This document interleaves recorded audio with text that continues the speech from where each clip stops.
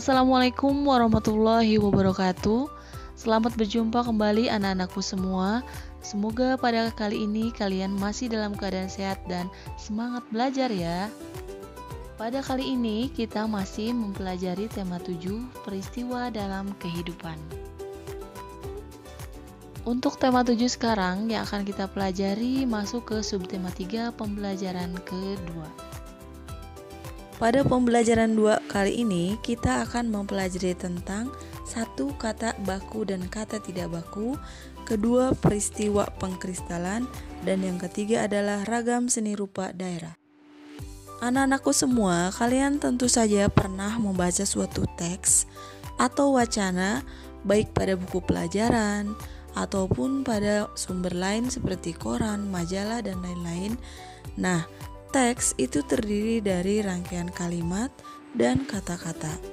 Kata-kata pada teks tersebut ada yang merupakan kata baku dan juga kata tidak baku. Tahukah kalian apa yang dimaksud dengan kata baku ataupun kata tidak baku? Disimak terus ya. Kata baku adalah kata-kata yang sesuai dengan kaidah berbahasa dan biasanya terdapat pada KBBI atau Kamus Besar Bahasa Indonesia. Dan sebaliknya, kata tidak baku adalah kata yang tidak terdapat pada Kamus Besar Bahasa Indonesia dan merupakan kata-kata yang dipakai untuk kegiatan yang tidak resmi. Berikut ini Ibu tampilkan sebuah teks, silahkan kalian baca. Lalu dapatkah kalian menemukan kata baku dan tidak baku pada teks tersebut? Jika dibaca dengan seksama, teks yang berjudul peran pelajar dalam mengisi kemerdekaan tersebut di dalamnya terdiri dari kata-kata baku. Mengapa? Karena teks tersebut memang Ibu ambil dari buku siswa tema 7 terbitan Kemdikbud yang tentu saja penggunaannya itu menggunakan kata-kata baku, kata-kata yang sesuai dengan kaidah atau aturan berbahasa Indonesia. Jadi, untuk mengisi daftar tabel kata-kata baku dari teks tersebut, maka semuanya merupakan kata baku. Nah, kita tinggal mencari artinya di kamus. Tapi, untuk membandingkan antara kata baku dan tidak baku, Ibu ambil misalnya contoh pada paragraf kedua. Di situ ada kata kualitas. Kualitas merupakan contoh kata baku yang artinya menurut kamus adalah tingkat baik buruknya sesuatu, kadar, derajat, atau taraf, atau mutu. Kualitas menjadi tidak baku jika penulisannya ditulis dengan kualitas dengan huruf W. Demikianlah contoh kata baku dan tidak baku yang kita ambil dari bacaan.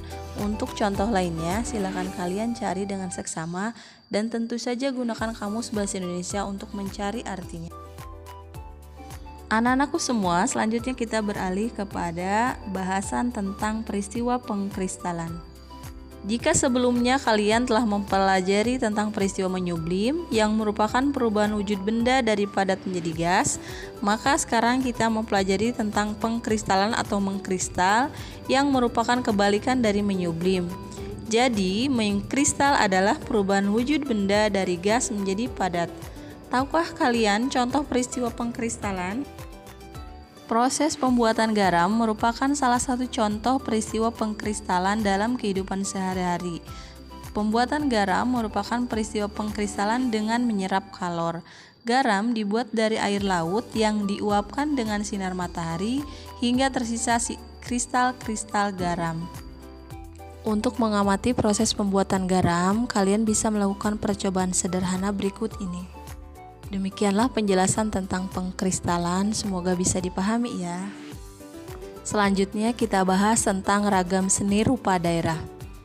Indonesia memiliki banyak keragaman budaya, salah satunya adalah budaya seni rupa.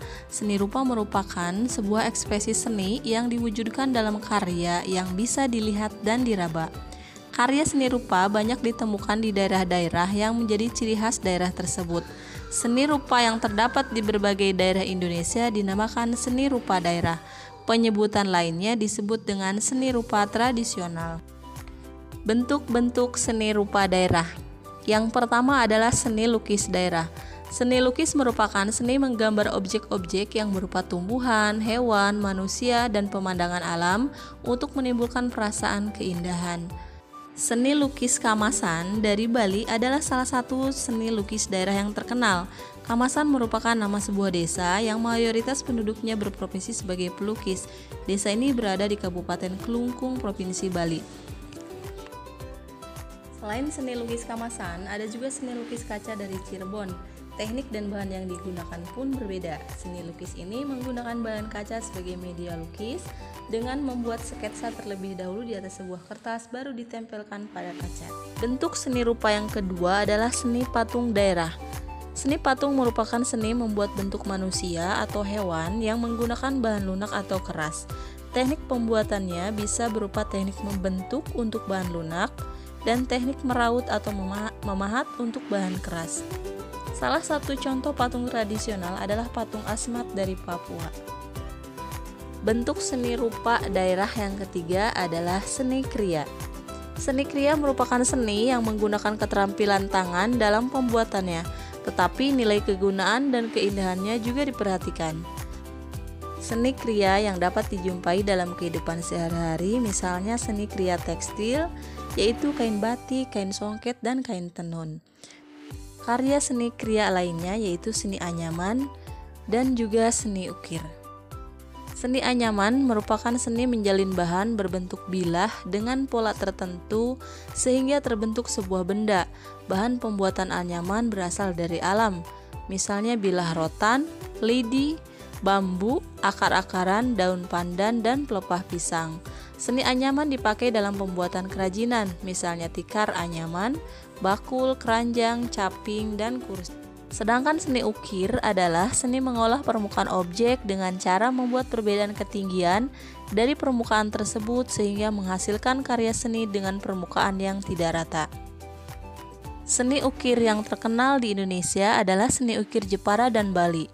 Seni ukir Jepara bercorak Islam menggunakan motif tumbuhan, sementara seni ukir Bali bercorak Hindu menggunakan motif tumbuhan, manusia, dan hewan. Nah, anak-anakku semua, itulah materi yang dapat Ibu sampaikan. Semoga bermanfaat. Terima kasih. Wassalamualaikum warahmatullahi wabarakatuh.